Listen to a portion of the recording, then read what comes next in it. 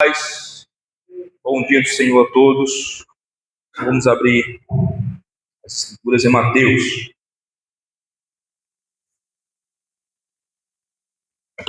Mesmo texto base da semana passada, pois iremos dar continuidade hoje, né?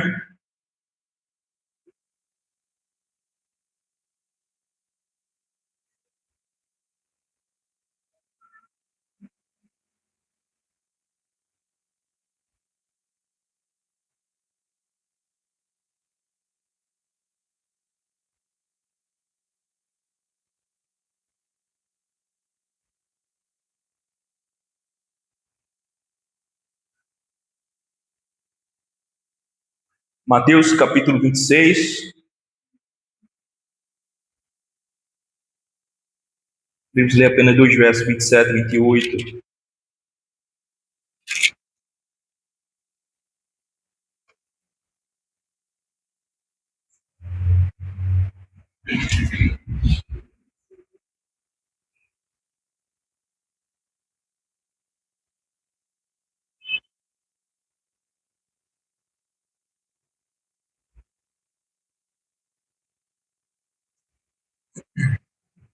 Diz assim, irmãos, a palavra do Senhor.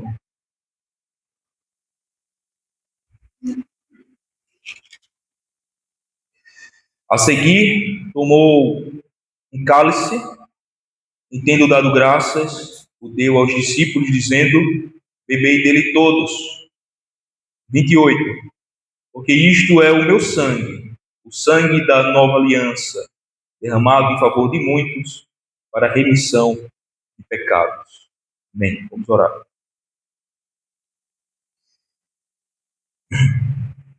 Senhor, aqui está o teu povo diante de ti, Senhor. Diante da tua palavra, lendo-a, meditando, buscando, Senhor, conhecer mais a respeito de ti, da tua vontade, das tuas grandes obras. Sabemos, ó Senhor, que existem muitos assuntos que requer um pouco mais de diligência, Senhor, para compreendê-lo. O assunto que nós estamos tratando é um desses.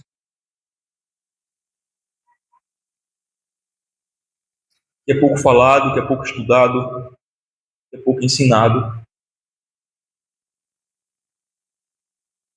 Por isso, Senhor, é pouco conhecido. Mas é bíblico, Senhor, é verdadeiro. A respeito da história da redenção, como o plano da redenção, Senhor, se desenvolveu ao longo de toda a história, como agora como estamos estudando a aliança da graça, Senhor,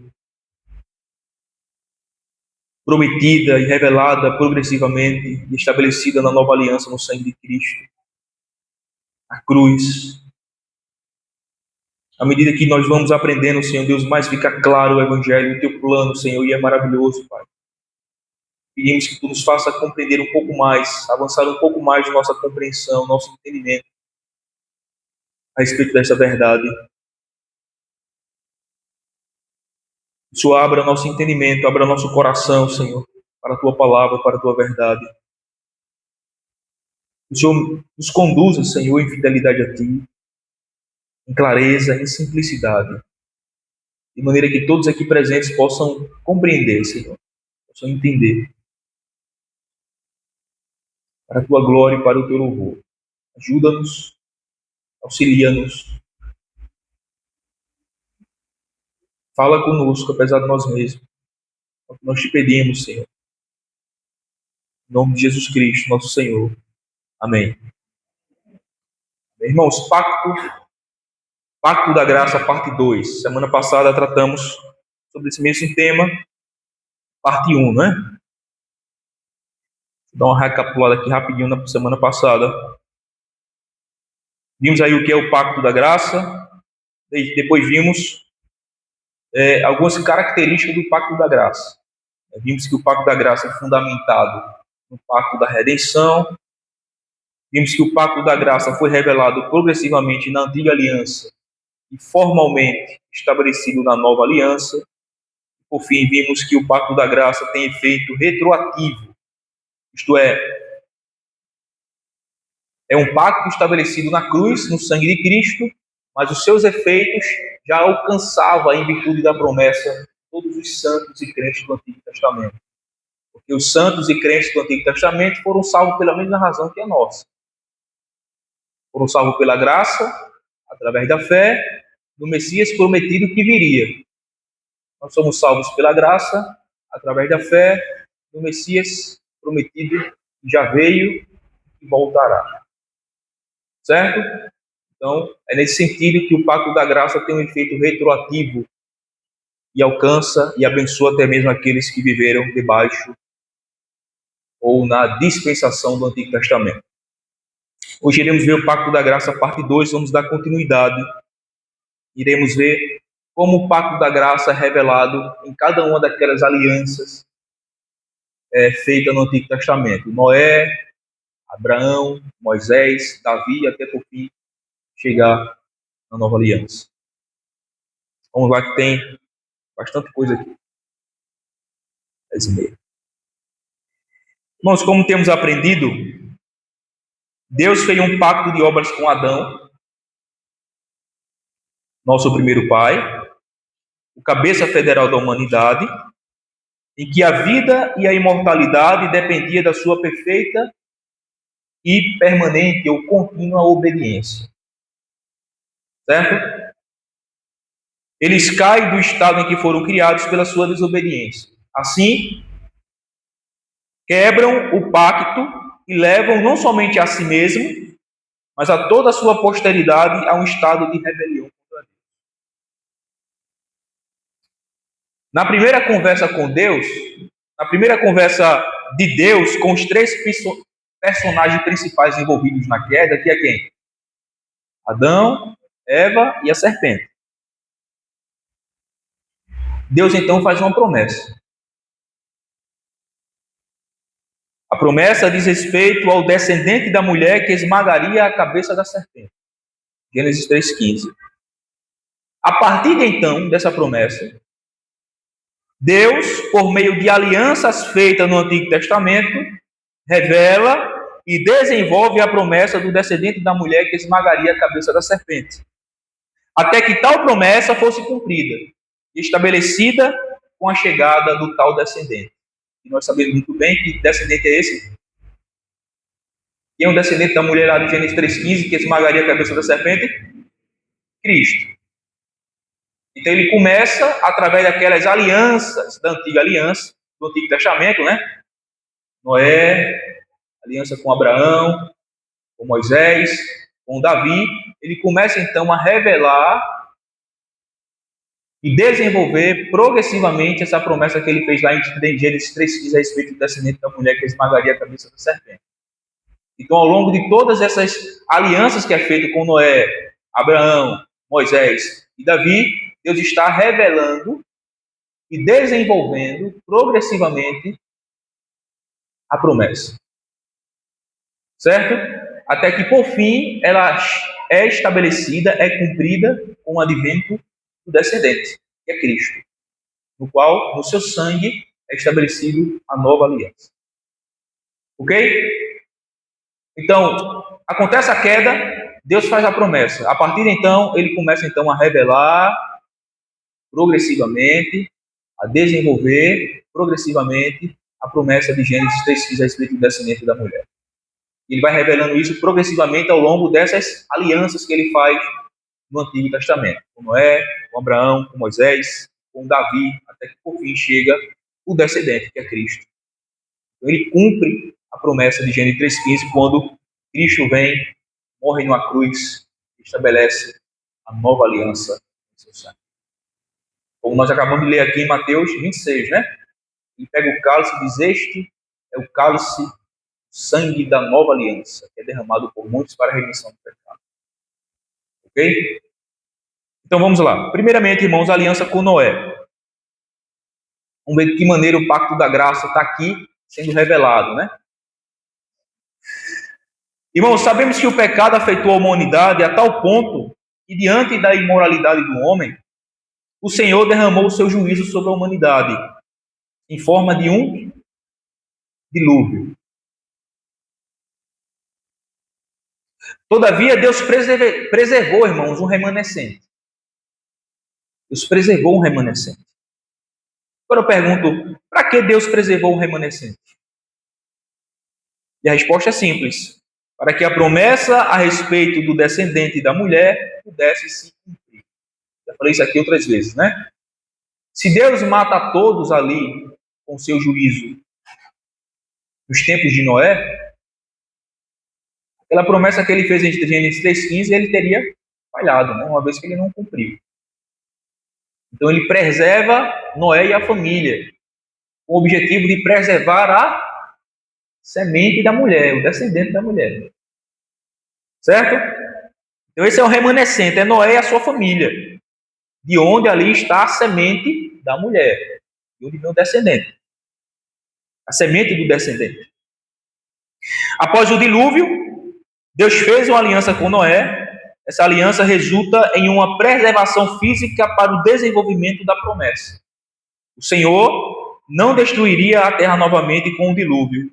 E o sinal dessa aliança foi um arco no céu, né? Nós vemos até o dia de hoje, em tempo de chuva, sempre aparece, a gente sempre recorda dessa aliança feita com Noé. A promessa que Deus faz é que ele não mais destruiria a humanidade com água. Gênesis 9, do 8 a 13, está lá descrito.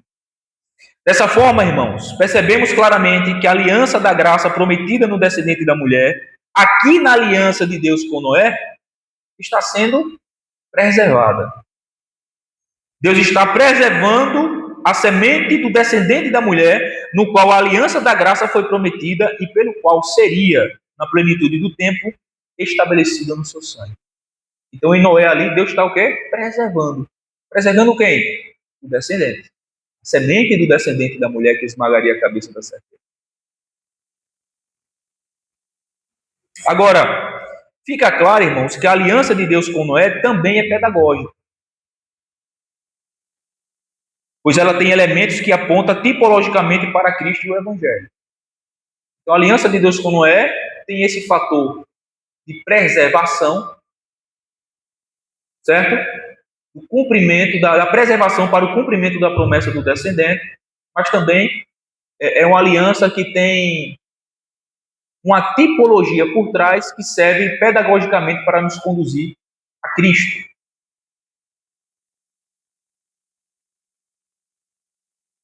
Um pastor batista, né, século XVII, Nehemiah Cox, ele comentando sobre isso, ele diz o seguinte: isso também foi útil ao servir como um tipo para instruí-los acerca da redenção do homem do dilúvio, da vingança divina, que seria derramado posteriormente em ira eterna sobre o mundo dos incrédulos.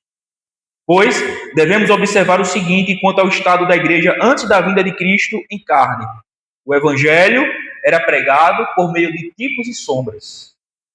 E instruções dessa natureza lhe eram concedidas não apenas por determinadas ordenanças do culto cerimonial, mas também por muitas obras extraordinárias da providência de Deus. Essas obras foram assim ordenadas pela sabedoria divina, de modo que eles pudessem nutrir um relacionamento tipológico com as coisas espirituais e ser uma representação adequada delas. O que aqui esse teólogo está dizendo? E que aquilo que aconteceu lá em Noé também serviu como tipologias, porque o evangelho era pregado através de tipos, de sombras e instruções a respeito, ou por meio, né, através das grandes obras que Deus fazia no mundo, o que faz no mundo. Por exemplo, a arca foi uma figura ou um tipo da redenção, da salvação da igreja por meio da obra de Cristo. Assim como a arca foi o meio providencial de Deus para a salvação de Noé e sua família da ira presente de Deus, assim também Cristo e sua obra é o meio através do qual os pecadores serão poupados da ira vindoura que será derramado no dia do juízo. Então veja que lá em Noé já tem ali um vislumbre do evangelho, né? Da obra de Cristo. A arca é um tipo da salvação, um tipo de Cristo, um tipo daquilo que Cristo fez na cruz para salvar e livrar o seu povo da ira de Deus. A arca era onde Noé e a sua família estavam protegidos de quê? Da ira que estava sendo derramada sobre a humanidade. E isso aponta tipologicamente exatamente para uma ira vindoura que vem, juízo final, e que somente serão poupados desse juízo, dessa ira de Deus, aqueles que estiverem em Cristo, salvos pela sua obra, unidos a Ele pela fé. Então veja que lá no episódio da história de Noé, existe também uma tipologia a respeito do Evangelho de Cristo, da sua obra, da redenção do seu povo. Então, irmãos, em Mateus 24, versículo 37 a 39, Jesus também relacionou os dias de dilúvio, os dias do dilúvio, com os dias de sua segunda vinda. Mateus 24, do 37 a 39. Ele vai dizer, assim como foi no dia de Noé, assim também será a vinda do Filho do Homem. Né? Então veja que a história de Noé tem um fator também tipológico, um fator pedagógico, que nos conduz a eventos que acontecem no futuro. Tanto eventos que já aconteceu lá há 2000 anos atrás, né, a obra de Cristo, como também eventos que acontecerão ainda no futuro a respeito do advento da segunda vinda de Jesus, onde iniciará então o juízo de Deus sobre a humanidade incrédula. Certo? E que aspectos sociológicos do que acontecia nos dias de Noé, quando veio o dilúvio, também são indícios de como o mundo estará no advento da segunda vinda de Jesus. Eles comiam, bebiam, davam-se em casamento, né, até que veio o dilúvio e levou a todos. Semelhante modo, será dia comum, irmãos, o dia que Jesus voltará. Será dias comuns. Diga lá, Carlos. Observação. O Deus apresentou para o mesmo pé.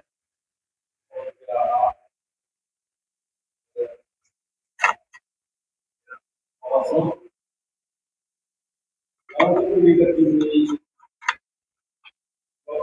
Mateus 26, versículo 28, a parte B diz assim, derramado com a mão de luz.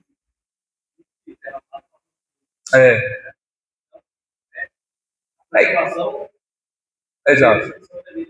Do remanescente, é a igreja, né? O povo de Deus, exatamente. Então, certo, irmãos, esse primeiro ponto aqui, a aliança da graça aqui sendo revelada progressivamente, dando vislumbre dela, já aqui no pacto feito com Noé. Certo? Tanto serviu para a preservação da semente da mulher, do descendente, está preservando para cumprir a promessa, desenvolvendo essa promessa, como também a aliança com Noé serve de maneira pedagógica, porque ele tem tipologia que aponta tanto para a redenção que há em Cristo, a maneira como nós somos livres da ira de Deus, da ira divina, como também elementos que apontam para o futuro, a respeito da segunda vinda de Cristo. Assim como será no dia de Noé, assim também será nos dias da vida do Filho do Homem. O mundo estará como está hoje, vamos dizer assim. Talvez com mais iniquidade, com mais pecado, evidentemente, mas coisas comuns acontecendo. Comendo, bebendo, dando-se em casamento, festejando, e de repente, Cristo reinará sobre as nuvens do céu. Para buscar o seu povo e para exercer justiça e juízo sobre o mundo dos incrédulos. Virá como ladrão, repentino, ninguém espera, né? Assim, de repente apareceu. Exatamente. Certo aqui, irmãos, entender essa questão da aliança da graça no pacto noético. Ok? Então vamos lá. Então a história dá continuidade. Deus dá continuidade ao cumprimento da sua promessa. O dilúvio passa, as águas baixam, Noé e a família saem da arca, soltam também aqueles animais que Deus tinha ordenado, então eles começam novamente a se multiplicarem, a povoarem a terra novamente, e a história da humanidade dá continuidade. E ali no meio está a semente do descendente, até chegar em Abraão. Certo? Deus também chama um homem chamado Abraão, da terra de Ur dos Caldeus, e com ele também faz uma aliança. E essa aliança aqui é muito importante. Vamos tentar entender aqui.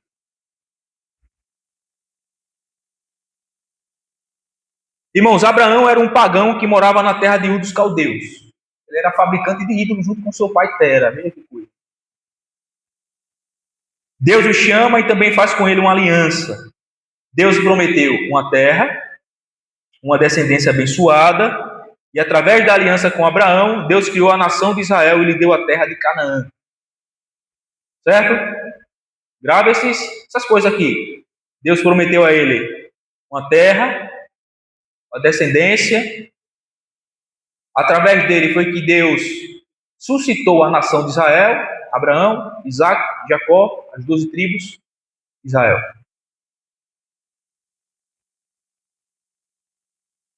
Mas também Deus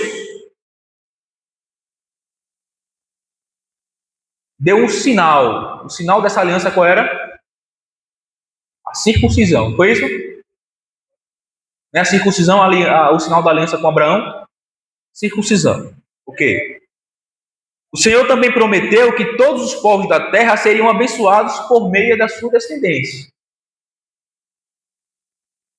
Então, observe o seguinte, irmãos. A aliança feita com Abraão envolve, primeiro, uma posteridade física e espiritual. É importante entender. A aliança feita com Abraão envolve uma posteridade ou uma descendência física e espiritual. Romanos 9, versículos 6 a 8, Gálatas 4, 22 a 31. Ele vai mostrar muito bem claramente ali. Vamos abrir esse texto de Gálatas. É importante a gente entender isso aqui. E vai fazer Gálatas 3, Gálatas 4.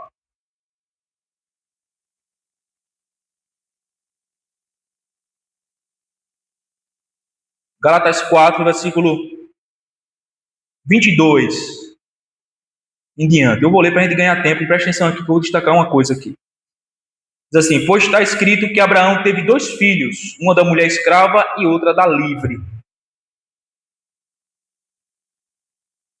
Mas o da escrava nasceu segundo a carne, o da livre mediante a promessa. Estas coisas são alegóricas, porque estas mulheres são 2 alianças. E aqui diz respeito ao quê? A uma descendência física e uma descendência espiritual. Uma é da escrava, respeito à descendência física, de Agar, a egípcia, Ismael, é segundo a lei. Outro é da livre, que é de Sara, que é segundo a promessa, que é Isaac. Então aqui em Abraão está sendo feita uma aliança, só que tem um aspecto como 2 alianças, porque diz respeito a uma aliança, a uma descendência física e uma descendência espiritual de Abraão. A gente vai entender isso mais para frente, de que, como vários textos vai mostrar, que nem todos que são de Israel são verdadeiramente israelitas. São de fato israelitas. Isso aqui é importante. Então vamos lá. Vai destacar mais esse ponto aqui mais para frente. Então, primeiro, a aliança feita com Abraão envolve uma descendência física e espiritual. Segundo, um sinal, que é a circuncisão, cuja circuncisão era um tipo da regeneração, a circuncisão do coração. Certo? E terceiro, uma terra prometida, terra de Canaã, que era um tipo da Canaã celestial. Então, uma descendência física e espiritual, um sinal, que é a circuncisão, que é uma tipologia, um tipo, uma figura da circuncisão do coração, que é a regeneração aqui no Novo Testamento. E uma terra prometida, que é a terra de Canaã, que era um tipo também da Canaã celestial. Vamos lá, vamos destacar agora esse primeiro ponto aqui. É importante, irmão, nós entendemos o primeiro ponto. A aliança feita com Abraão envolve uma descendência física e espiritual, certo? O pacto feito com Abraão deve ser considerado de 2 maneiras ou visto de 2 perspectivas. Abraão é o pai e a origem da nação dos israelitas, e o pai de todos os verdadeiros crentes. O pacto que Deus fez com Abraão envolvia ambas as descendências. A física, restrita aos descendentes natural de Abraão, a nação de Israel, e a espiritual, que diz respeito aos crentes de todas as nações. Tanto é que em Gálatas 3, Paulo vai dizer que Abraão é o pai de todos aqueles que têm fé, né? Ele é o pai da fé. Todos aqueles que têm fé é tido como filhos de Abraão, independentemente da nação. que é a sua descendência espiritual. Ou seja, existe uma dualidade na aliança abraâmica. Uma dualidade. Esse ponto sobre a dualidade na aliança abraâmica pode ser visto em Gálatas 4, né? 21 a 31, como nós vimos. Quando o apóstolo Paulo utiliza a alegoria de Sara e Agar, duas mulheres de Abraão, e mostra alegoricamente que elas representam duas alianças. Duas alianças. Eu quero ler esse texto todinho aqui com vocês. Depois eu vou usar uma explicação aqui de Nehemiah Cox para entender bem essa passagem. Diz assim: Dizei-me, vós, os que quereis estáis sob a lei, acaso não ouvis a lei? Pois está escrito que Abraão teve 2 filhos, uma da mulher escrava e outra da livre. Mas o da escrava nasceu segundo a carne, o da livre, mediante a promessa. Estas coisas são alegóricas, porque estas mulheres são 2 alianças. Uma, na verdade, se refere ao Monte Sinai, que gera para a escravidão. Esta é Agar. Ora, Agar é o Monte Sinai, na Arábia, e corresponde a Jerusalém atual, que está em escravidão com seus filhos. Mas a Jerusalém lá de cima é livre, a qual é nossa mãe. Porque está escrito: Alegra-te, ó estéril, que não dás à luz. Exulta e clama, tu que não estás de parto, porque são mais numerosos os filhos da abandonada do que os da que tem marido. Vós, porém, irmãos, sois filhos da promessa como Isaque. Como, porém, outrora o que nascera segundo a carne perseguia o que nascia segundo o Espírito, assim também agora. Contudo, o que diz a Escritura? Lança fora a escrava e seu filho, porque de modo algum o filho da escrava será herdeiro com o filho da livre. E assim, irmãos, sois filhos não da escrava, e sim da livre. Vou citar aqui Nehemiah Cox novamente. Ele vai explicar essa passagem aqui de maneira muito sucinta e didática. Então veja só, preste atenção. Agar era um tipo do Monte Sinai e da aliança da lei estabelecida ali. Ismael, que era o filho dela, era um tipo da descendência carnal de Abraão sob aquela aliança. Descendente natural. Sara era um tipo da Nova Jerusalém, a igreja dos tempos do Evangelho fundado no Pacto da Graça. Isaac, o filho de Sara, era um tipo dos verdadeiros membros daquela igreja que é nascida do Espírito, convertida pelo poder do Espírito Santo para o cumprimento da promessa do Pai a Jesus Cristo, o mediador. A expulsão de Agar e Ismael prefigurou a abrogação da aliança sinaítica e a dissolução da igreja-estado judaica, de modo que a herança de bênçãos espirituais pudesse ser dada claramente aos filhos de Deus pela fé em Jesus Cristo. Então veja como ele divide, né? Agar, um tipo daquela aliança. Ismael era um tipo dos descendentes carnais, naturais de Abraão, que estão escravos debaixo da lei. Debaixo da antiga aliança, né, que é condicional, que é segundo a lei. Sara era um tipo da Nova Jerusalém, diz respeito aos crentes convertidos sob a nova aliança. A Jerusalém celestial, né, superior.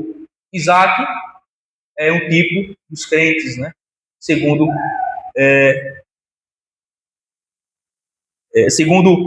os aspectos da nova aliança, que são nascido do Espírito, convertido pelo Espírito Santo para o cumprimento da promessa do Pai a Jesus Cristo, o mediador.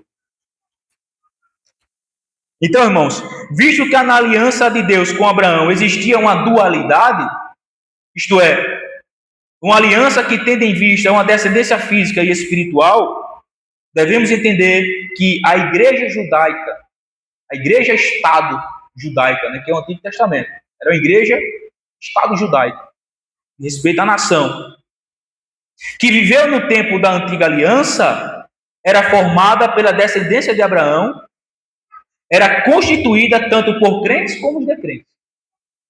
Isso aqui é que precisa entender. Na antiga aliança, irmãos, a igreja-estado judaica, que vivia debaixo da antiga aliança lá, no Antigo Testamento, eram constituídas pela descendência de Abraão, só que ela era composta por pessoas crentes e pessoas descrentes. Era mista. Ali tinha crentes genuínos e verdadeiros, circuncidados não apenas na sua carne, mas também no coração, mas tinha crentes apenas que eram pessoas que eram apenas circuncidadas na carne, descendente natural. Então era aliança mista. Tinha israelitas regenerados e não regenerados. Tinha israelitas circuncidados somente na carne e tinha israelitas circuncidados tanto na carne como no coração. Tinha israelitas salvos e israelitas não salvos. Mas todos faziam parte debaixo da antiga aliança. Que diz respeito à descendência natural de Abraão. Só que nessa descendência natural de Abraão, que era composta, né, a igreja-estado judaica do Antigo Testamento, ali tinha pessoas verdadeiramente salvas e verdadeiramente perdidas. Por quê? Qual era a aliança? Qual era o sinal exigido para fazer parte dessa aliança? Qual era? A circuncisão. Então todos que eram circuncidados faziam parte daquela aliança de Abraão, segundo a sua descendência natural. Mas nem todos eram circuncidados do coração, eram regenerados.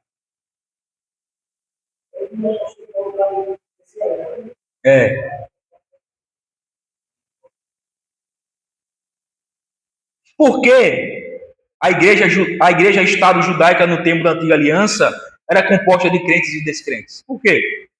A resposta é porque era formada por uma geração ordinária, descendência de Abraão, natural. Isto é, pelos descendentes natural de Abraão, os quais recebiam o sinal da aliança que era a circuncisão na carne. Os que não eram descendentes natural de Abraão, como os escravos nascidos em casa ou comprados e os estrangeiros, para serem participantes da aliança, eles teriam que se tornarem israelitas. O que acontecia quando eles eram circuncidados. Ou seja, o requisito para adentrarem e serem participantes na aliança era simplesmente a circuncisão. Por isso é que a igreja-estado judaica do tempo da antiga aliança era mista, composta por crentes e descrentes. Porque embora todos os descendentes natural de Abraão fossem circuncidados na carne, nem todos eram circuncidados no coração. Vamos ver isso aí em Hebreus, rapidinho. Vai mostrar claramente que muitos eram incrédulos e morreram na sua incredulidade. Veja só que interessante. Hebreus 3, versículo 16 a 19. Hebreus 3, verso 16 a 19. Olha o que diz. Ora, quais os que têm de ouvido se rebelaram? Não foram, de fato, todos os que saíram do Egito por intermédio de Moisés? Então Paulo está dizendo, quem foi que se rebelou? Não foi porventura aqueles que saíram do Egito por intermédio de Moisés, os israelitas, descendente de Abraão? E contra quem se indignou por 40 anos? Isso é a indignação de Deus contra eles, né? Não foi contra os que pecaram, cujos cadáveres caíram no deserto? Contra quem Deus se indignou? Por 40 anos. Contra os rebeldes, contra os ímpios, os incrédulos, os descrentes, razão pela qual Deus os matou no deserto. E contra quem jurou que não entraria no seu descanso, senão contra os que foram desobedientes?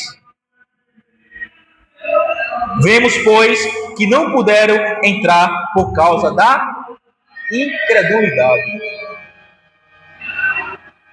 Então veja. O que é você isso aí?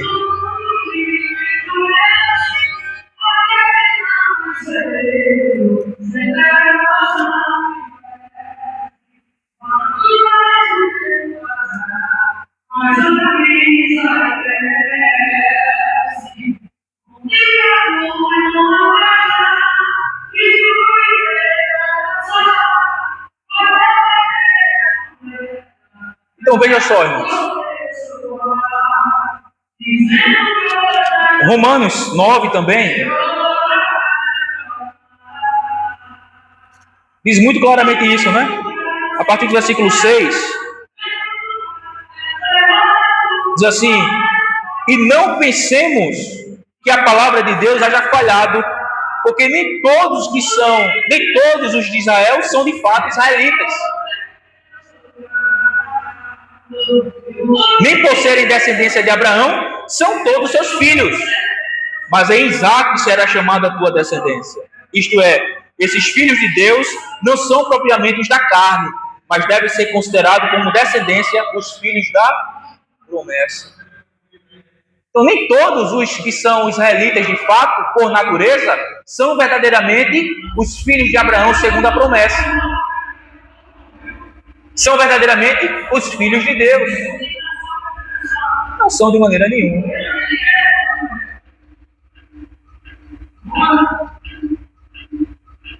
Então, veja que a aliança com Abraão e a igreja Estado judaica, no tempo da antiga aliança, ela era composta por crentes e descrentes, ela era mista. Vamos esperar passar isso aí que é melhor, né? Ô, Gabi, vou dar pausa aí.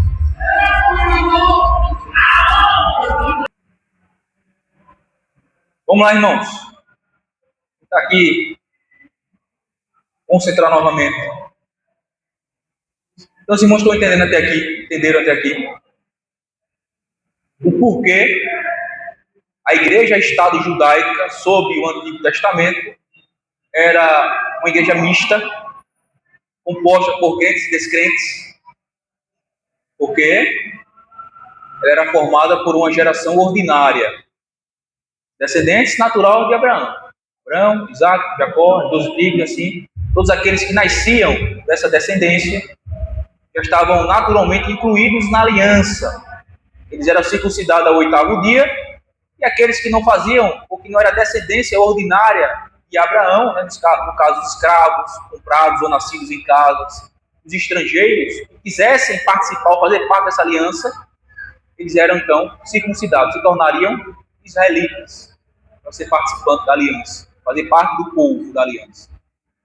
Ok? Então, a aliança com Abraão, como a gente viu aqui em Gálatas 4, né, são duas alianças, né, figurada em Agar e em Sara, em Ismael e Isaac. Ok? Para figurar exatamente essa dualidade, essa dupla descendência natural e espiritual de Abraão. Ok? Como a gente viu aqui também em Romanos 9, nem todos os que são de Israel são de fato israelitas. Mas os verdadeiros filhos de Abraão, os verdadeiros filhos de Deus, é segundo a promessa e não segundo a carne.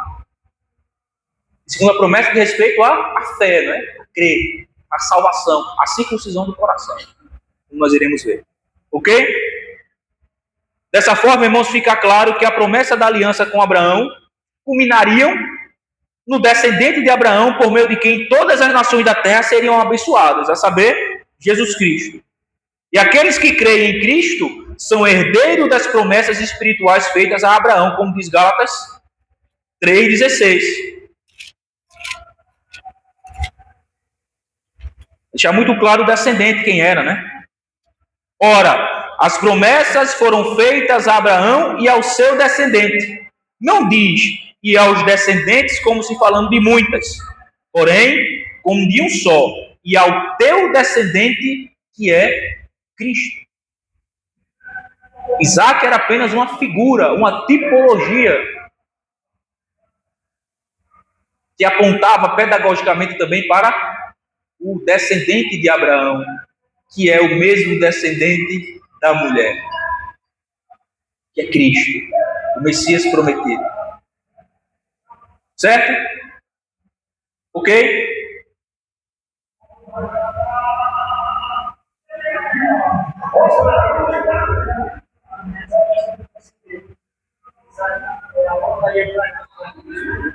O filho da promessa é.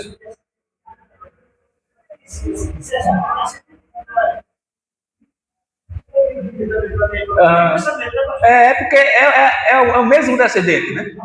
A promessa lá de Gênesis 3,15, descendente da mulher que esmagaria a cabeça da serpente. E Deus está aqui, está desenvolvendo essa promessa.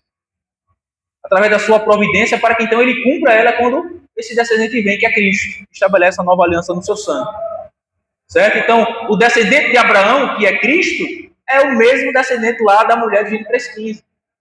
Que fica ali protegido e guardado no remanescente do dilúvio de Noé, na família de Noé. Ele é da descendência de Sem, né, os semitas.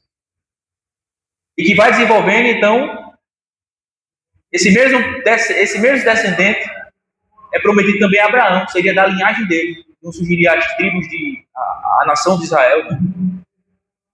E o descendente, então, viria desse povo. Então, veja como as coisas vão se ligando, né? Então, uma coisa está ligada à outra, uma coisa está ligada à outra.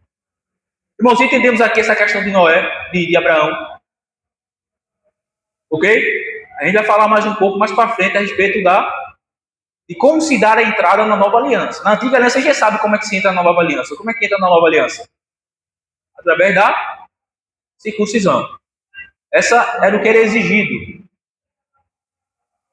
A pessoa, para ser participante da aliança feita a Abraão, ele teria que simplesmente se circuncidar. Então ele era participante de toda aquela aliança, de todas aquelas promessas, de uma terra que era Canaã, né, de um povo, de uma nação abençoada, numerosa. Era tipológica, né, transitória, apontava para algo maior e superior, como diz Hebreus. Então vamos agora à aliança com Moisés. Então em Abraão aqui a gente vê que no descendente de Abraão, que é o Cristo, de acordo com Gálatas 3,16, está aqui a aliança da graça sendo revelada, né? Revelada. Em que mais? Na tipologia também que existe na aliança abraâmica. De quê? De uma terra. Terra de Canaã, Canaã celestial. Okay? De um descendente, Isaac, filho da promessa, Cristo, qual somos salvos. E recebemos o direito das promessas feitas. De um povo, né? De um povo numeroso, como a nação de Israel, a igreja, o povo de Deus espalhado em todo o mundo, a família da fé. Da regeneração, a circuncisão da carne, a regeneração do coração, a circuncisão do coração, aqui na nova aliança. Então veja que tem tipos, figuras que apontam para uma realidade maior e superior e permanente. De maneira pedagógica e tipológica. Então a aliança de Deus com Moisés. Também é importante essa aliança. Por meio dos descendentes físicos de Abraão, foi formado na nação de Israel. Foi criada a nação de Israel. O povo hebreu foi tirado por Deus com mão forte do Egito, debaixo da liderança de Moisés, com quem também Deus fez uma aliança no Sinai, Monte Sinai, e lhes deu leis morais, cerimoniais e civis. E todo o sistema levítico foi desenvolvido. A antiga aliança era nacional, firmada com Israel teocrático, debaixo do qual encontrava-se crentes e descrentes. Passava-se a fazer parte dessa nação por meio da circuncisão física, logo após o nascimento, e essa aliança, por sua vez, era condicional, ou seja, se alguém obedecesse, seria abençoado, se alguém desobedecesse, seria amaldiçoado. Certo? Então, com Moisés, Deus também faz uma aliança no Sinai. Nessa aliança, ele dá leis, os regulamentos da nação de Israel. Leis morais, os 10 mandamentos, escritas em tábuas de pedra. As leis civis, a maneira como o povo viveria socialmente. As leis cerimoniais, né? As leis levíticas, como o povo adoraria a Deus. As leis religiosas, que regeria o culto, o relacionamento religioso com Deus.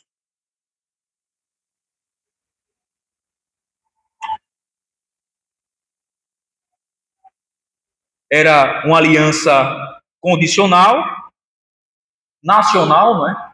O povo de Israel, nacional, condicional, teocrática, né? Deus estava sob o governo, sobre o povo, teocraticamente. Spurgeon, falando sobre isso, ele diz assim: a primeira aliança dependia da condição da obediência dos homens. Se guardassem a lei, Deus os abençoaria. Mas fracassaram pela desobediência e herdaram a maldição. Até o texto que eu preguei ontem lá na clínica, Gálatas 3, 10 e 11, olha o que diz: todos quantos, pois, são das obras da lei, estão debaixo de maldição. Porque está escrito: maldito todo aquele que não permanecer em todas as coisas escritas no livro da lei para praticá-las. Versículo 11. E é evidente que pela lei ninguém será justificado diante de Deus, porque o justo viverá pela fé. Então essa maldição sobre o homem se deu em virtude de quê? Da quebra da primeira aliança, da antiga aliança. Ele pecou, ele transgrediu, ele já se tornou culpado e, portanto, amaldiçoado por conta da sua desobediência. Esse é o estado de todo homem natural que se encontra fora de Cristo até o dia de hoje. Dessa maneira, irmãos, a Bíblia deixa claro que todo o sistema cerimonial e sacrificial apontavam para Cristo, o Cordeiro de Deus, que nasceu sob a lei, debaixo da lei, a cumpriu perfeitamente e entregou-se como sacrifício para pagar o preço pelo pecado do seu povo de uma vez por todas, e também para ser o perfeito sumo sacerdote.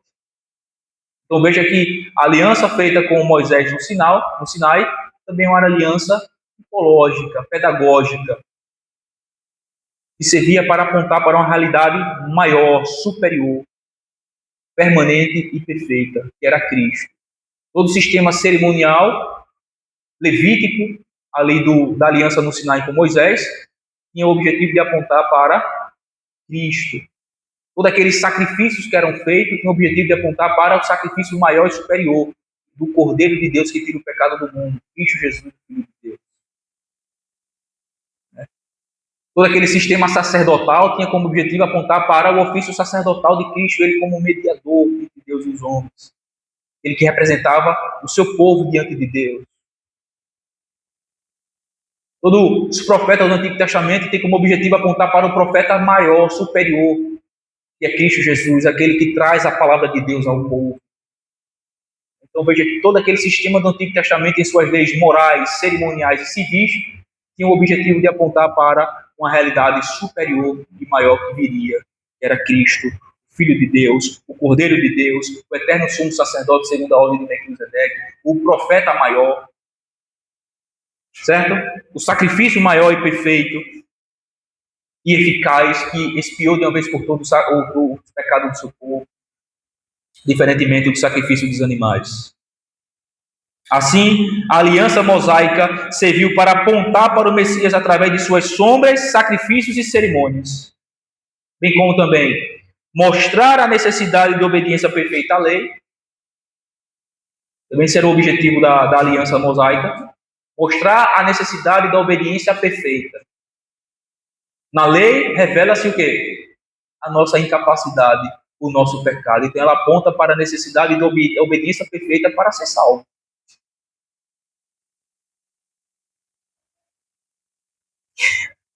Mostrar a necessidade de expiação de pecados. Se nós não conseguimos observar a lei, logo somos culpados, pecadores, e necessita que nossos pecados sejam expiados. Então, a lei também foi dada a isso através das leis cerimoniais, o sacrifício dos animais. Mostrar também a necessidade de um mediador. Nós somos incapazes, é necessário um que seja capaz de cumprir isso em nosso lugar. E este é Cristo, o mediador. E serviu como um tutor, um aio, para nos conduzir a Cristo, como diz Gálatas 3, 24 e 25. A lei nos foi dada como um aio, como um tutor, como aquele que nos pega na mão e diz aqui, aquele que pode me salvar. Ela nos pega pela mão e nos leva a Cristo, aquele que cumpriu ela.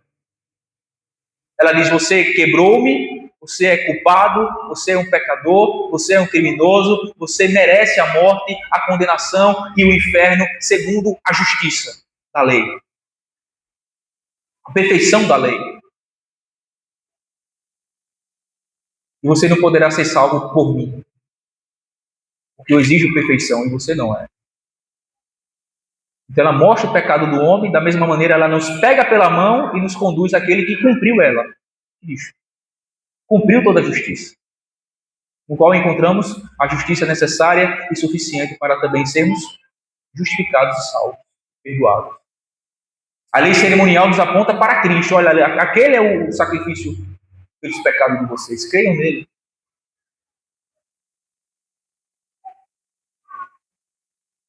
Então a lei, ou aliança mosaica sinaítica, tem um objetivo tipológico e pedagógico. Apontar para o Messias através das sombras, dos sacrifícios, das cerimônias, mostrar a necessidade da obediência perfeita à lei, mostrar a necessidade de expiação de pecados, mostrar a necessidade de um mediador para nos representar, que nós não temos capacidade de cumpri-la, e servir como um tutor, um aio que nos conduz a Cristo. Eu já falei aqui outra vez, né? A lei é como uma máquina de ressonância magnética.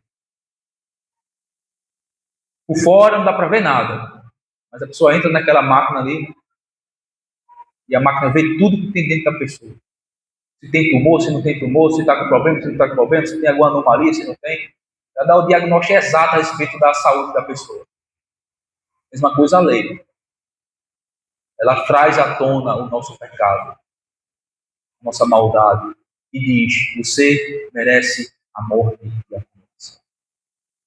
Mas eis ali um que cumpriu perfeitamente. Corra para ele é a única esperança de salvação. Jesus, o Filho de Deus, o único mediador entre Deus e os homens. Vamos avançar um pouco mais. Vamos entender aqui a aliança mosaica. Deus deu as leis, regulamentou a maneira como o povo deveria viver nos aspectos civis e religiosos, morais, né? E através disso, mostrou claramente a nossa necessidade, a expiação do pecado, apontou para Cristo e tudo mais, sacrifício de Cristo e tudo mais, certo? Vamos lá avançar. Aliança de Deus com Davi. Aliança de Deus com Davi. Notamos também, irmãos, que Deus fez uma aliança com Davi e prometeu a ele que um descendente seu herdaria o trono para sempre. Onde está isso? 2 Samuel 7, versículo 12 e 13. Vamos lá abrir rapidinho.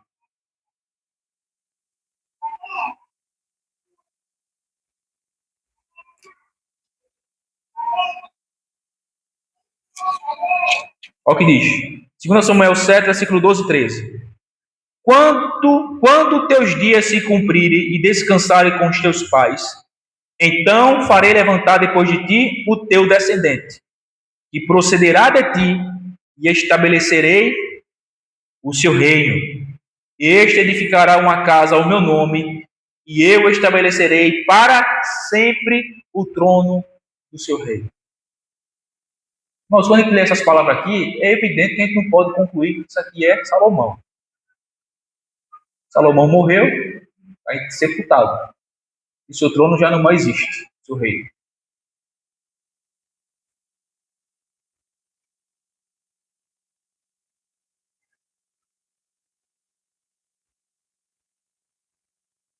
Essa promessa, irmãos, também se referia a Jesus Cristo. Romanos 1,3 chama Jesus de o filho de Davi, ou o descendente de Davi.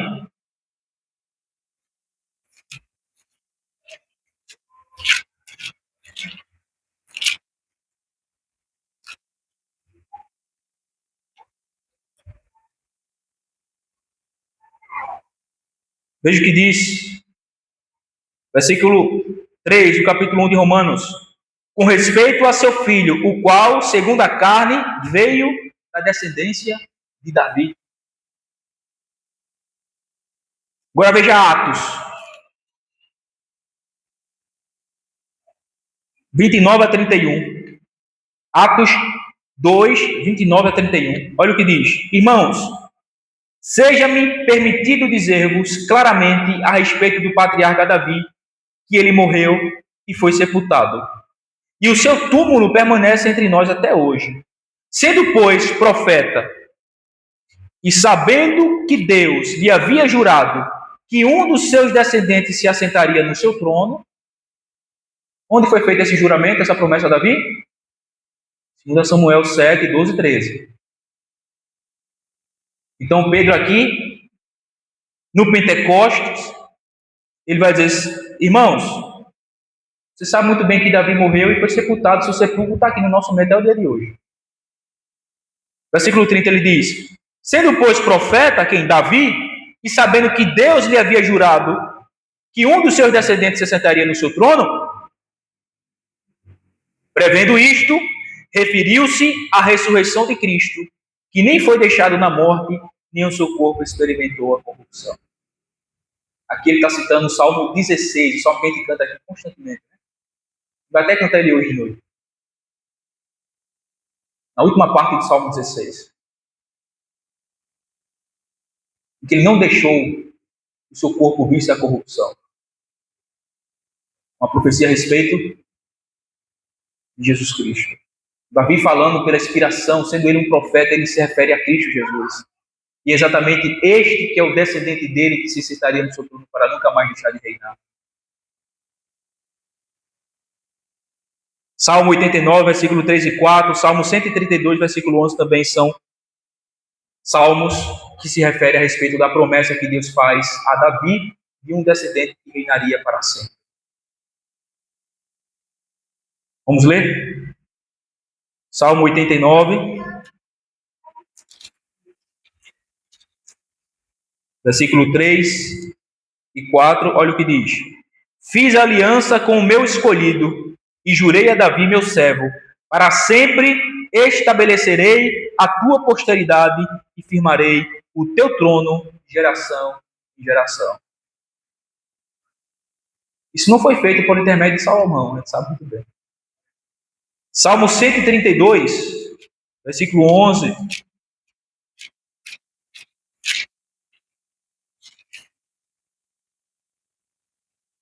Olha o que diz. O Senhor jurou a Davi com firme juramento, e dele não se apartará. Um rebento da tua carne farei subir para o teu trono.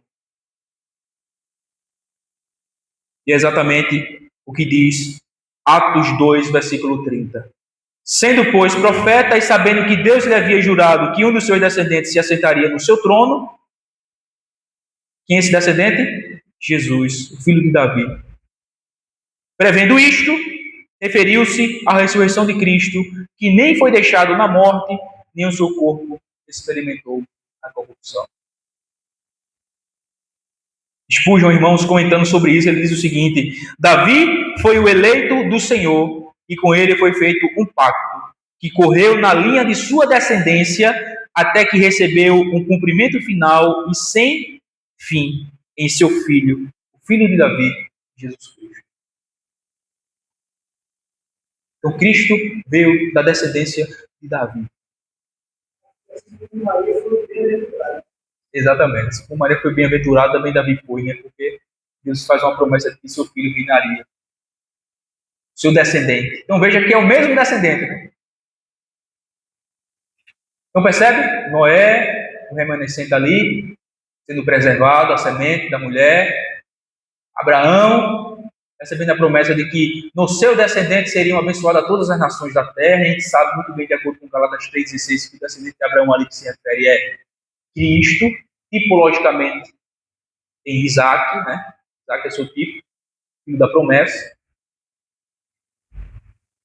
E Moisés é regulamentado e tipologicamente também apontado para Cristo como sendo o Cordeiro de Deus, o superior sacrifício. Seu sangue derramado para a expiação do pecado, através de tipo, de sombras e de instruções. Em Davi, o descendente dele, o rei que viria da tribo de Judá e se assentaria no seu trono para nunca mais deixar de reinar. Então veja que a aliança da graça prometida lá em Gênesis 3,15, o descendente da mulher, Deus está desenvolvendo essa promessa e revelando progressivamente ao longo da antiga aliança. Ok? E por fim, chegamos na nova aliança. O descendente de Davi veio.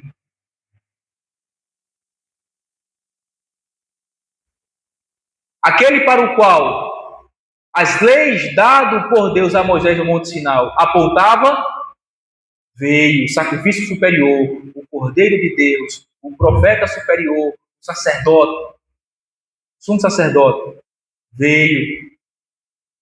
O descendente de Abraão chegou, no qual todas as nações seriam abençoadas, chegou. A semente protegida, ou guardada, ou preservada no remanescente que ficou lá em Noé, também veio. A semente da mulher, de Gênesis 3,15, esmagaria a cabeça da serpente, chegou a nova aliança. Então vem o Filho de Deus, nasce. Então Deus assim cumpre a sua promessa.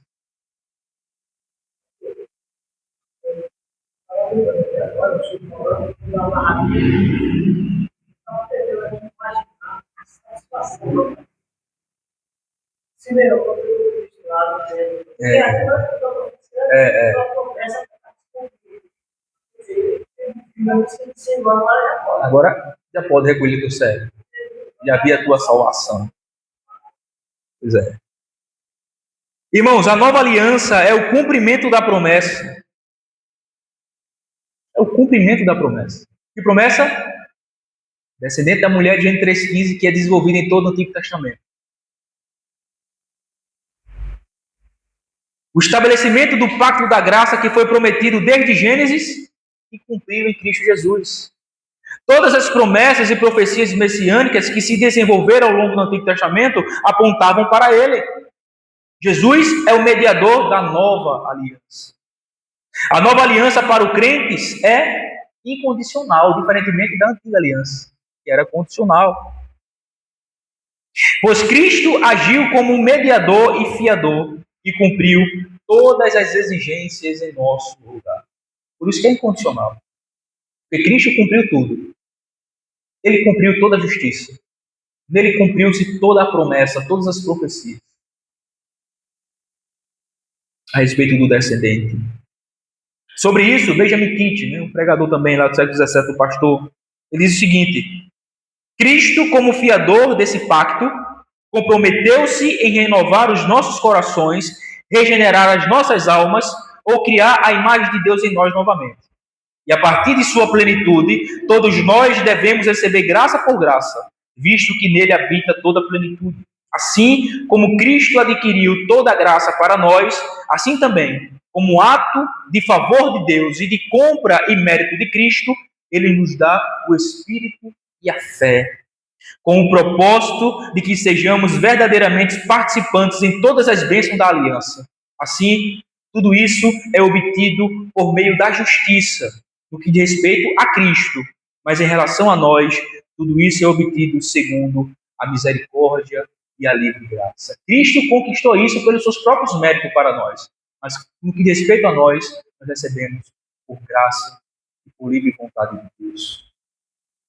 Ou seja, nos tornamos participantes da nova aliança pelo Espírito Santo, concede a fé em Cristo. Samuel Heinlein, ele diz o seguinte: a Escritura ensina que Cristo atrai os que lhe pertencem para si mesmo através da obra do Espírito, e que ele habita nos seus próprios pelo Espírito. Portanto, sem o Espírito, ninguém pertence a Cristo. Se você pertence a Cristo, você está no pacto da graça. Se você não pertence a Cristo, você está no pacto das obras. Você não pode estar em ambos. Ou a gente está em Adão, mortos dos nossos delitos e pecados e tentando inutilmente salvar-nos pelos nossos próprios méritos, ou nós estamos em Cristo, salvo gratuitamente através da fé do seu nome, na sua obra e nos seus méritos. Ninguém pode estar nos dois pactos. Ou estamos em um, ou estamos em outro. Ou estamos perdidos em Adão, ou estamos salvos em Cristo. Ou nós pertencemos a Cristo e, portanto, fazemos e já adentramos no pacto da graça, ou se nós não pertencemos a Cristo, então nós ainda estamos pertencentes aos pactos de obras, no qual todos nós estamos perdidos, sem esperança e sem Deus no mundo. Na nova aliança, irmãos, a entrada se dá pela circuncisão do coração. o novo nascimento. Todos os que fazem parte dessa aliança conhecem o Senhor e têm os seus pecados perdoados, de acordo com Jeremias 31, 34, 33, 34. E o Senhor lhes prometeu vida eterna e um reino celestial. Essa não é uma aliança nacional apenas, mas com todos os verdadeiros crentes de todas as nações. Como se entrava na antiga aliança? Circuncisão do coração, ou circuncisão da carne. Essa é a razão pelo qual, por uma descendência ordinária, era uma aliança que fazia parte tanto crentes como descrentes. Era uma aliança mista. Porque a entrada nela era apenas na circuncisão da carne. Mas na nova aliança, somente os circuncidados de coração são participantes da aliança da graça. E entra-se através do novo nascimento, que é operado pelo Espírito Santo de Deus, aplicando a obra da redenção de Cristo no coração do pecador, regenerando ele para a novidade de vida, dando-lhes a fé necessária para que ele possa crer em Cristo e então ser justificado e salvo. Se daqui para o Washer, ele diz o seguinte: todo o ponto da nova aliança é que ela não seria igual à antiga, diferente da nova da antiga. Isso é outra aliança. Na velha aliança, Deus chamou a nação física, descendente de Abraão, para ser seu povo. Mas dentro daquela grande multidão de indivíduos, apenas alguns eram verdadeiramente regenerados e crentes. Não todos, apenas alguns. O restante não era regenerados. Eram carnais e hoje sofrem eterna perdição. Na nova aliança, portanto, Deus chama uma nação espiritual, composta de judeus e gentios, e são todos crentes regenerados. Todos são crentes regenerados. Não existe um remanescente piedoso na igreja verdadeira. Essa igreja verdadeira é o remanescente piedoso. Então, na igreja, irmãos, não existe remanescente. Na igreja de Cristo. Porque todos que fazem parte da igreja de Cristo pressupõem-se. Por isso o nosso cuidado de a gente receber membros aqui da nossa igreja. Que ele seja regenerado. Que ele tenha nascido de novo. Que ele seja verdadeiramente crente. Porque diferentemente da antiga aliança, que era composta por crentes e descrentes, na nova aliança, a igreja, que é composta por judeus e gentios de todas as nações, é composta somente por aqueles que foram regenerados do coração. Essa é a maneira de adentrar na aliança da graça. De receber os benefícios da nova aliança no sangue de Cristo. Que a expiação dos pecados, o perdão dos pecados, a justificação, a adoção e todos esses benefícios mais que emanam daqui. Diga lá, minha irmã Gilda.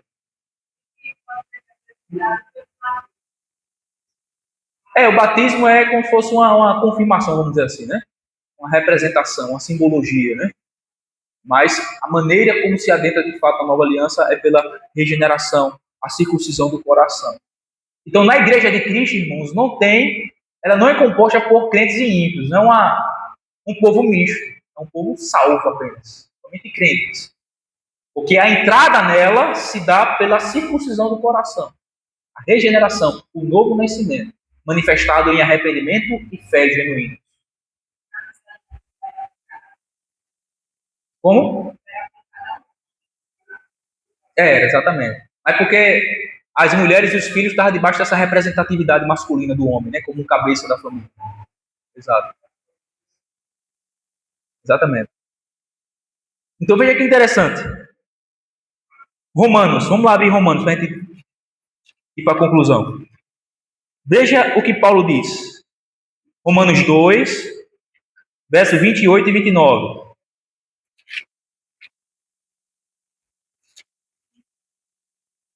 Romanos 2, versos 28 e 29 é o que diz. Porque não é judeu quem o é apenas exteriormente, nem é circuncisão o que é somente na carne. Porém, judeu é aquele que o é interiormente, e circuncisão a que é do coração, no espírito, não segundo a letra, e cujo louvor não procede dos homens, mas de Deus. Veja que coisa. Quem é que é judeu verdadeiro? Quem é que são os verdadeiros filhos de Deus? Quem é que são os verdadeiros descendentes de Abraão? Os crentes. Os que são circuncidados no coração, os que receberam a circuncisão do coração, a regeneração, é que são os verdadeiros descendentes espirituais de Abraão, não os segundo a carne. Para a gente entender melhor isso aqui, Gálatas 3, veja o que diz claramente.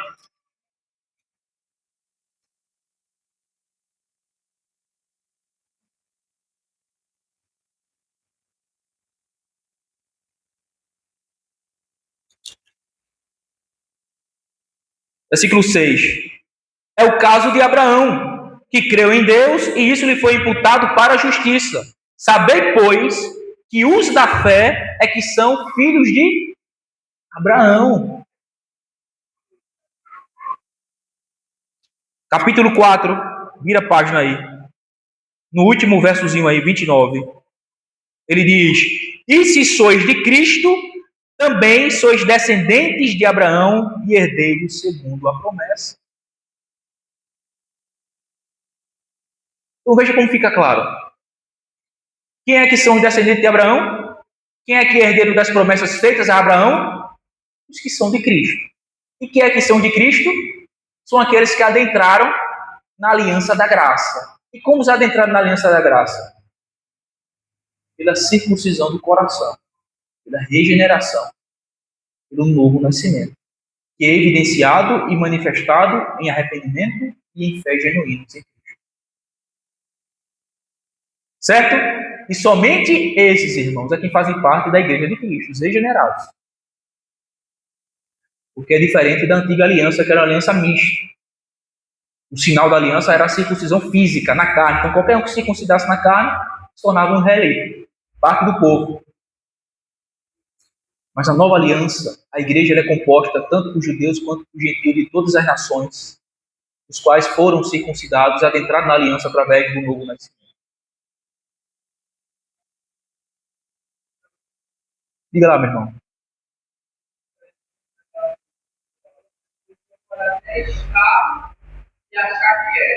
Exatamente. Por isso o cuidado, né? Exatamente. Até acho que foi domingo passado, na pregação, até falei isso, né? E não é a sua confissão de fé, não é o seu batismo, não é quantos anos você está dentro da igreja local, né? Igreja visível, que garante que você é salvo, não. Que garante se você nasceu de novo. É isso que garante. Essa é a certeza que você faz parte do povo de Deus de fato. É o novo nascimento, geração.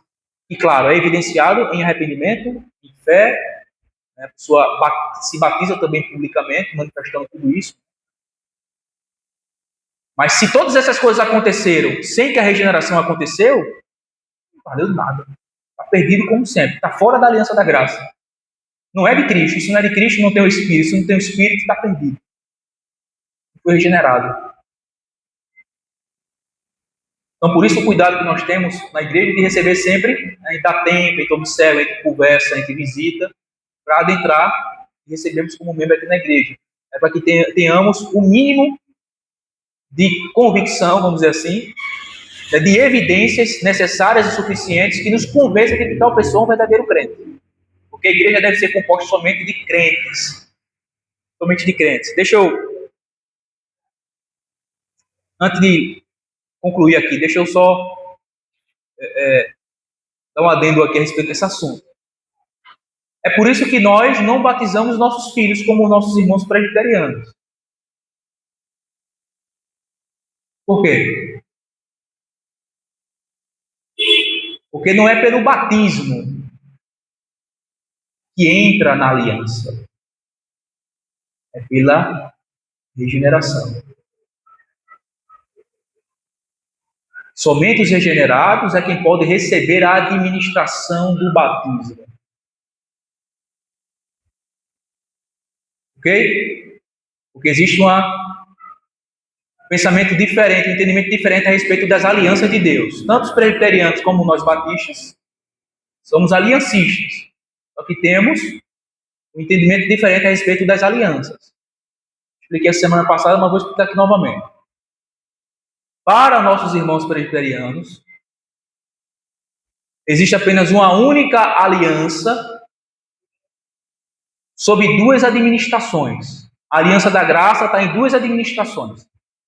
Lá em Gênesis 3,15, quando Deus faz aquela promessa do descendente da mulher, para os presbiterianos, ali já foi estabelecido a aliança da graça. Para nós não, para nós foi prometido apenas e revelado progressivamente ao longo de todo o Antigo Testamento. É somente no sangue de Cristo que a aliança da graça é estabelecida, é concluída. É somente no sangue de Cristo que a nova aliança é estabelecida. E qual é o paralelo? Para os presbiterianos é o seguinte. Como se dava a entrada na antiga aliança? Circuncisão. Ok? Lá na antiga aliança, qual era a prática? Os pais circuncidavam seus filhos? Circuncidavam. Então ele pega essa circuncisão dos pais, dos filhos, como sinal da antiga aliança, e aplica aqui na nova aliança. Porque ele não faz diferença da antiga para a nova. É a mesma aliança, só que sob duas administrações diferentes. Ou seja, a nova aliança é uma nova administração do mesmo pacto que já estava estabelecido. O pacto da graça. Então ele diz assim, se na primeira administração do pacto da graça, que é debaixo da jurisdição, ou da dispensação da antiga aliança, do Antigo Testamento, os pais praticavam isso, circuncidavam seus filhos, aqui na nova administração do mesmo pacto da graça, que é a nova aliança, os pais também devem batizar os seus filhos. Então, para os presbiterianos, a equivalência da circuncisão no Antigo Testamento aqui no Novo Testamento, que para eles é uma nova administração do mesmo pacto, é o batismo. Então, por isso que os pais batizam seus filhos. Porque a equivalência da circuncisão da Antiga Aliança no Novo Testamento para eles é o batismo. Para nós, não. Primeiro, para a gente existe uma diferença substancial das duas alianças. Dos dois testamentos. O antigo não é o novo não é o antigo. O novo, como diz Hebreus, ele é superior ao antigo. Não é uma nova administração, mas são alianças substancialmente diferentes umas das outras. Para nós, também o pacto da graça não foi estabelecido lá em Gênesis 3,15. Ele foi prometido e revelado. Foi estabelecido somente na cruz, no sangue de Cristo, a nova aliança. A aliança da graça. Para nós, a equivalência da circuncisão no Antigo Testamento não é o batismo, mas é o novo nascimento, a regeneração. O batismo é algo depois que acontece nos regenerados, nos já regenerados. Então é por isso que nós batistas só batizamos aqueles que creem. Porque a manifestação do arrependimento e da fé em Cristo é uma evidência ou uma indicação do novo nascimento. Então a pessoa já nasceu de novo, ela manifestou isso em arrependimento e em fé, e então ela agora recebe a ordenança do batismo. Como uma declaração pública, um testemunho público desta sua fé, dessa sua união com Cristo, dessa sua salvação. Entenderam?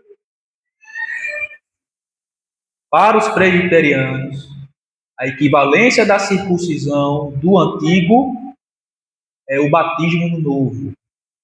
Então, se os pais circuncidavam os seus filhos na antiga aliança, os pais na nova aliança devem também batizar os seus filhos. Para nós, a equivalência da circuncisão no Antigo Testamento não é o batismo no novo, mas sim a regeneração, o novo nascimento. É dessa maneira que a pessoa adentra na aliança da graça, quando nasce de novo. Não é pelo batismo que entra na aliança da graça, é pela regeneração, do novo nascimento. Então, somente esse que nasce de novo, e manifesta isso em arrependimento e em fé, recebe então a ordenança, a administração da ordenança do batismo. Ficou claro, irmãos? Ficou claro? Ok? Certo. Fala, Valdir.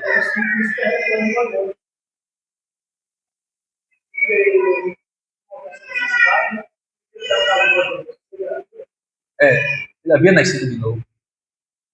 A Nicodemos. Então, concluindo. O resumo é o seguinte, irmãos, para a gente concluir. Deus fez um pacto de obras com Adão, que pecou e trouxe maldição sobre toda a sua descendência. Porém, em Gênesis 3,15, Deus fez uma promessa. O pacto da graça foi revelado e ao longo de todo o Antigo Testamento, essa promessa foi tornando-se cada vez mais clara através das alianças que Deus fez por meio de sombras, tipos e sinais que apontavam para Cristo. Entretanto, a antiga aliança em si ainda não era o pacto da graça estabelecido. Era uma aliança condicional, nacional, distinta, diferente. Na plenitude dos tempos, Cristo veio em cumprimento da promessa e em sua obra redentora estabeleceu o pacto da graça no seu sangue. A nova aliança é o pacto da graça concluído, que traz salvação para todo o povo de Deus, de todas as épocas e nações, traz salvação para a sua igreja que ele comprou por seu próprio sangue em consumação da obra que foi planejada antes da fundação do mundo. Para concluir, cito aqui a nossa confissão sobre a aliança de Deus, capítulo 7, parágrafo 2. Ademais, tendo o homem trazido sobre si mesmo a maldição da lei por sua queda, aprove ao Senhor fazer um pacto de graça, no qual ele oferece livremente aos pecadores a vida e a salvação por meio de Jesus Cristo, exigindo deles a fé nele, para que eles sejam salvos, e prometendo dar a todos os que são ordenados para a vida eterna o seu Espírito Santo, para torná-los dispostos e capazes a crer. Amém.